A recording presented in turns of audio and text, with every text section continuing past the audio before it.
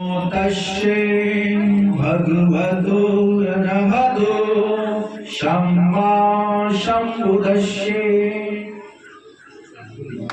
नमो तस्यै भगवतो अरहतो सम्मा सम्बुद्धस्यै नमो तस्यै भगवतो अरहतो सम्मा सम्बुद्धस्यै बुद्धं शरणं गच्छामि धम्मं शरणं गच्छामि संघं शरणं गच्छामि। आप लोग भी स्टार्ट कीजिए। बुद्धं शरणं गच्छामि धम्मं शरणं गच्छामि बुद्धं शरणं गच्छामि धम्मं शरणं गच्छामि द्वितीयम्पि बुद्धं शरणं गच्छामि द्वितीयम्पि संघं शरणं गच्छामि द्वितीयम्पि धम्मं शरणं गच्छामि तृतीयम्पि बुद्धं शरणं गच्छामि तृतीयम्पि संघं शरणं गच्छामि तृतीयम्पि धम्मं शरणं गच्छामि। भगवान बुद्ध की भगवान बुद्ध की भगवान बुद्ध की गुरु रविदास की संत शिरोमणि गुरु रविदास की संत शिरोमणि गुरु रविदास की संत कबीर दास की संत कबीर दास की। उसके बाद बाबा साहब डॉक्टर अम्बेडकर के प्रति भी श्रद्धासुमन अर्पित करेंगे। बाबा साहब अम्बेडकर की चढ़ाइए। हाँ, उसके बाद संतों के संत शिरोमणि गुरु रविदास संतों के संत श्री गुरु रविदास जी के चरणों में श्रद्धासुमन अर्पित करेंगे।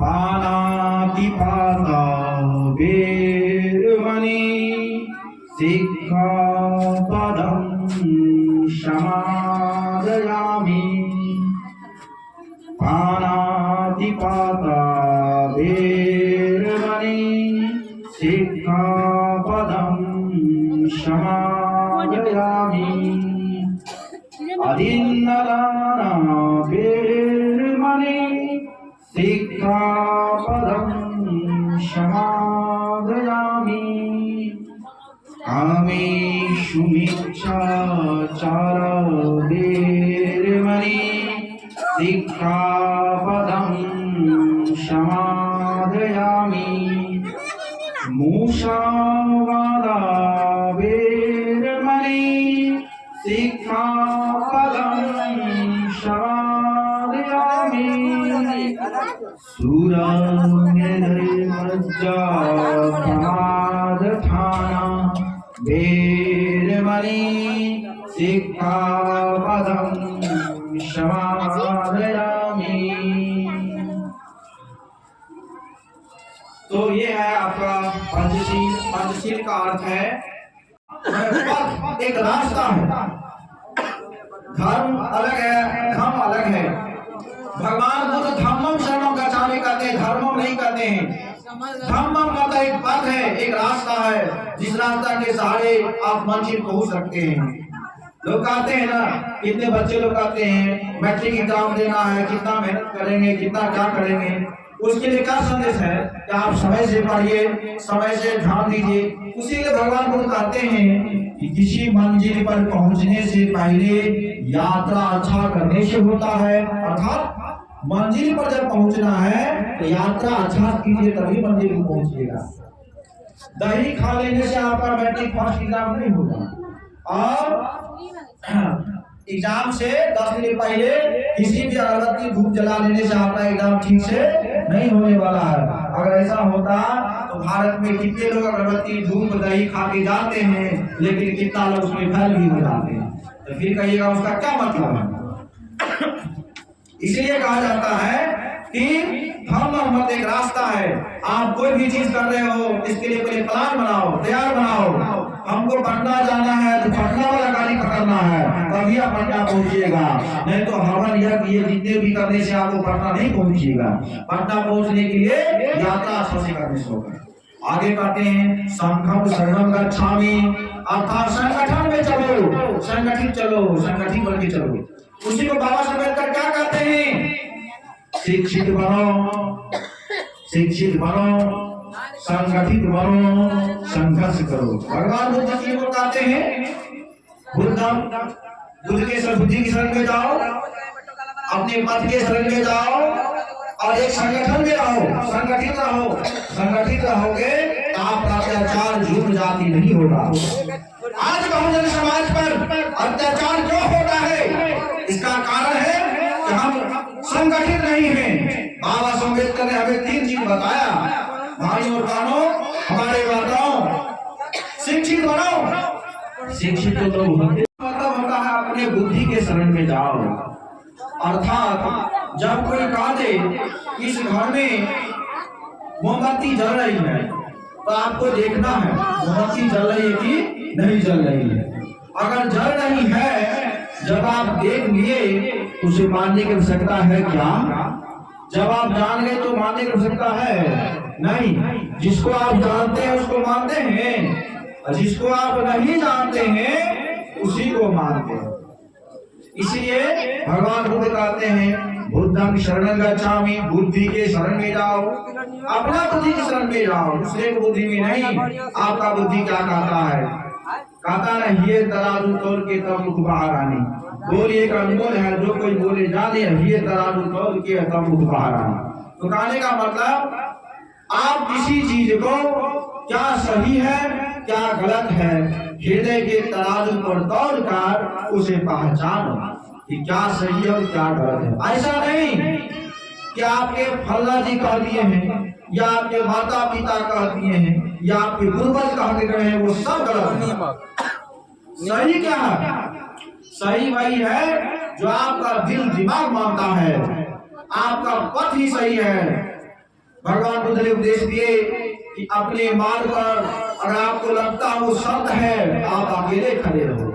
कोई जरूरी नहीं है भीड़ लाने के लिए, कोई जरूरी नहीं है कि भीड़ जिधर जा रहा उधर जाना है। अगर आप सत्य हो तो अपने मार्ग पर अकेले ही खड़ा रहो। थे।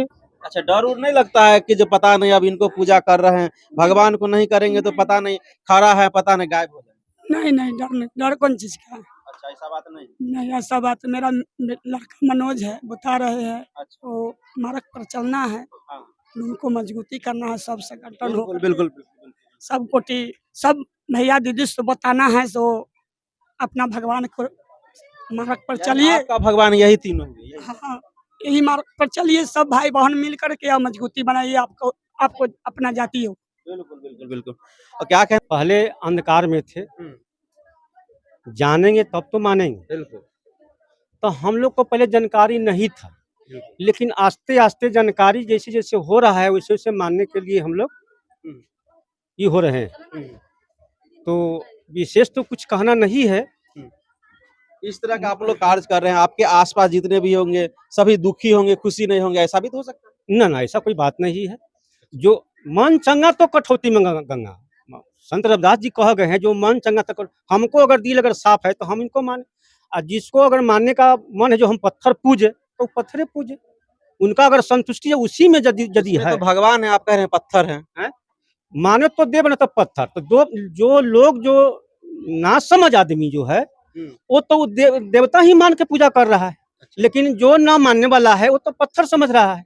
तो हम तो पत्थर समझ रहे हैं। माटी का मूर्त यदि हमको कुछ शिक्षा ज्ञान या कुछ अगर हमको देता तो हम उसी को। सरस्वती माता है, उनको सभी पूजा करते हैं, तो मैट्रिक में फर्स्ट डिवीजन लाते हैं, 400 नंबर लाते हैं, आप कैसे कर रहे हैं कि जो सुनिए, अगर सरस्वती जी कितना तक पास किए हैं, कितना तक पढ़े लिखे हुए तो हैं, देवी है, वो तो बहुत देवी है। अनंत है। कितना स्कूल बनवाए हैं, ये तो हमको मालूम नहीं, कितना स्कूल बनवाए हैं देवी। अच्छा, तो अगर विद्या की देवी किनको मानते हैं आप? सावित्रीबाई फुले की, अच्छा अच्छा इसलिए कि ये जन्म तो देने वाले वही हैं। अच्छा, वो क्या किए थे आप शिक्षा के लिए? शिक्षा के लिए तो वही तो जन्म दिए हैं। अच्छा शिक्षा के लिए तो जन्म तो वही दिए हैं जो शिक्षा में लोग आज तक मतलब सब पढ़ लिख रहे हैं, अच्छा, उन्हीं का दिया हुआ है जिस कारण से महिला सभी लोग बढ़ रहे हैं। बढ़ रहे हैं। अच्छा, ये आपका कहना है। जी सर, अच्छा, सरस्वती जी कुछ नहीं किए? कुछ नहीं। तो उनको अगर पूजा जो होती है, सुनिए, अगर सरस्वती जी अगर विद्या माता देते तो सावित्री- हम स्कूल पढ़ने नहीं जाते। माता सावित्री स्कूल काहे बना? माता सावित्रीबाई फुले का पूजा तो होता नहीं है, और सरस्वती जी का देखिए हर एक जगह होता है। इसलिए जो उनको चाप के रखा हुआ था मानववादियों ने, अच्छा हैं, लेकिन अभी का दौर में उनको खोजने जब लगा अपनी अथी को, तो जागते जागते जाग रहा है, हैं, और जागेंगे तो सब मानेंगे, सब पूजा करेंगे। अभी बहुत सारे ऐसे आदमी को है जो जानकारी नहीं है सावित्रीबाई फुले कौन है। बिल्कुल बिल्कुल, बहुत बहुत धन्यवाद अंकल जी। और सारे दादी, कैसा लगा आज का पूजा? अच्छा लगा। अच्छा लगा। हाँ, अच्छा लगा। भगवान का पूजा हुआ नहीं, प्रसाद कैसे खाइएगा, पीजिएगा? प्रसाद खाएंगे नहीं, कहीं एक तो मानिए। प्रसादी कहाँ बना? केला छील के दूध डाल के जो बनाया जाता था, सत्यनारायण भगवान का पूजा तो होवे नहीं किया। भगवान गुस्सा जाएंगे। गुस्सा खाए जाएंगे। हाँ? लेकिन सब देवी देवता हथिन तो कैला गुस्सा देते तो हमरा अच्छा लागल। हम तो कभी मत में हती। अच्छा अच्छा, बाकी जितने भी कार्यक्रम होले सब अच्छा होला? अच्छा, एकदम अच्छा। सब कुछ अच्छा होला। बिल्कुल अच्छा लगा। अच्छा, और सब लोग के की कहबे जे इस तरह से और भी करेला चाहते? हम कहबे ना करबै, हम तो कहबै ई जे तू कर, ओमे मिल चल राह पर। आ कि न से जकरा जैसन आवे मैया, जकरा जैसन आवे। बहुत बहुत धन्यवाद। और हमारे साथ इस पूजा अर्चना जो किया गया है, उस पूजा अर्चना को करने वाले भंते जी हैं। ये बौद्ध रीति से यहाँ पे आज ये पूजा अर्चना किया गया है, और इस पूजा अर्चना को करवाने में ये हमारे साथ बौद्ध भंते जी है। आइए बात करते हैं। क्या कहना चाहेंगे भंते जी इस पूजा को लेकर के इस समाज में? देखिए, सबसे पहले वैशाली की धरती जो अजय रही है, जब भगवान बुद्ध से पूछा गया कि वैशाली कभी हारती क्यों नहीं है, उन्होंने इस चीज को बताए कि वैशाली में पुरुष और महिला समान दृष्टि से नजर आते हैं। पुरुष और महिला के समानता में कोई अंतर नहीं है, समान है। जितना पुरुषों का सम्मान मिलता है उतना महिलाओं का भी। दूसरा उन्होंने बताया कि महिला और पुरुष यहाँ जितना भी लोग रहते हैं, सब में एकता और अखंडता है। वैशाली के लोग अगर कुछ भी ठान ले, सब लोग दृढ़ संकल्पित होकर उस पर अडिग रहते हैं। अच्छा, इस वैशाली की धरती से उनका बहुत ही पुराना लगाव रहा है बुद्ध जी का। इसी चीज को हम बता रहे हैं कि जब उनसे एक व्यक्ति ने पूछा कि वैशाली क्यों नहीं हारते, उसी को एक्सप्लेन कर रहे थे। तो इसलिए वैशाली की धरती अजय रही है। और आज हम हाजीपुर में अर्थात वैशाली की धरती पे हूँ, जहाँ पर आज शिव पूजन जी ने आज बौद्ध रीति रिवाज से अपने मटकोर व तमाम रस्में पूरा किए हैं, जिनको हमने पूरा किया रस्में के द्वारा। और मैं ये संदेश देना चाहता हूँ पूरे दुनिया को कि वैशाली की धरती जैसा मजबूत अगर अजय बनाना है, तो भारत में जितने भी बहुजन महापुरुष जो संघर्ष किए हैं, उनके संघर्षों के रास्ते, दिए गए रास्ते पर चलें। ऐसा नहीं कि बोलेंगे जय भीम और जय भीम के खिलाफ क्रांति करेंगे। जैसे आपने जिक्र किया पत्थर का, कबीरदास कहते हैं पाहन पूजे हरि मिले तो मैं पूजू पहाड़, ताते ये चक्की भाई पी सिखाए संसार। आप कोई किसी को भगवान मान रहा है तो कबीरदास उसको पत्थर कह रहे हैं, और हमारी नजर में भी वो पत्थर है। इसलिए पूरी दुनिया तो भगवान बनाकर उनको पूज रहे हैं। पूरी दुनिया कोई नहीं मान रहा। भारत के अंधविश्वासी लोग, जो मुट्ठी भर लोग हैं, वही अन्य लोगों पर थोप रहे हैं अपनी विचारधारा को। इस देश में जो मुट्ठी भर लोग हैं, जिसे मनवादी कहते हैं, वही हमारे SC ST OBC व गरीब गुरुआ पर थोप रहे हैं अपनी विचारधाराओं वो को। लोग कहते हैं जो अगर भगवान को पूजा नहीं करेंगे, पत्थर को नहीं पूजा करते हैं, तो स्वर्ग नहीं जाते हैं, नर्क चले जाते हैं, अनहोनी हो जाता है, उनके साथ कुछ अलग घटना हो जाती है। देखिए, हम इस चीज को बताते हैं कि चीन और जापान में लोग पूजा तो किसी धर्म पर आस्था प्रहार नहीं करना चाहिए, लेकिन हमको कहने पर मजबूर करना पड़ रहा है। लोग लक्ष्मी जी की पूजा यहाँ करते हैं और विकास हो रहा है चीन वाला, है ना। सरस्वती की पूजा यहाँ करते हैं, वैज्ञानिक पैदा हो रहा है अमेरिका में, है ना। विश्वकर्मा की पूजा लोग यहाँ कर रहे हैं तो टेक्नोलॉजी में विकास हो रहा है जापान का। मतलब सारे भगवान पूजा यहाँ कर रहे हैं, अब विकसित कोई और देश कर रहा है। इसका मतलब ये सब जितने भी लोग पूजा पाठ करे सब व्यर्थ है, फालतू है। इसलिए हमें जब आज हमें प्रेरणा कहाँ से लेना पड़ता है? चीन, जापान, अमेरिका, इससे लेना पड़ता है। एक समय था जिसमें दुनिया के लोग भारत पढ़ने आते थे, चाहे वह चीन का हो, चाहे जापान का हो, या तिब्बत का हो, या आपको जितने भी पश्चिमी सभ्यता के जो देश हैं, जो आप लोग यूनान कहते हैं। आप लोग विज्ञान पढ़ते होंगे कि फलना वैज्ञानिक यूनानी थे, फलना मैथमेटिक्स यूनानी थे, लेकिन वो समय में पढ़ने आते थे भारत से। जो तक्षशिला विश्वविद्यालय, नालंदा विश्वविद्यालय, उस समय में तमाम 74 विश्वविद्यालय थी। लेकिन आज मनवादियों ने जकड़ के रखे भारत को गुलाम बनाया। लेकिन बाबा साहब अम्बेडकर एक ऐसा फिर से बौद्धिक सत्व बने जिन्होंने अपने कलम के ताकत से अखंड भारत का निर्माण किया है। और उस अखंड भारत को निर्माण जब किए हैं, उन्हें अगर बनाना है, सही रूप से प्रतिरूप रखना है, तो बहुजन महापुरुषों को, खास करके बहुजन समाज के लोगों को संदेश देना चाहता हूं कि अपने बाबा का लायक बच्चा बनो, नालायक बच्चा नहीं बनो। बाबा ने कहे हैं, बाबा साहब अम्बेडकर कहे हैं कि हम जो कारवा इतनी संघर्ष से लेकर आया हूं, अगर आप आगे नहीं लेके जा सकते, इसे पीछे भी नहीं लाने देना, जहां पर वहीं रखना। अगर तुम आप में ताकत क्षमता है तो उससे आगे बढ़ाना, लेकिन उससे पीछे नहीं जाना। यही कारवा के बढ़ाने के लिए हम लोग समर्पित हैं।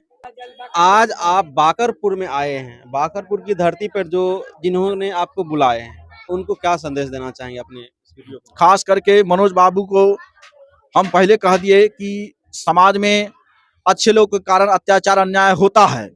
अच्छे लोग जो अपने आप को समझते हैं वही अत्याचार अन्याय को रोक सकते हैं। तो आज हमारे नजर में अच्छे आदमी कौन हैं? तो मनोज बाबू जैसे लोग हैं, शिव पूजन राम जैसे लोग हैं, जो अच्छे बाबू, अच्छे अपने आप को अच्छे समझकर समाज में एक नई क्रांति का परिचय दिया है। बहुत बहुत धन्यवाद। धन्यवाद।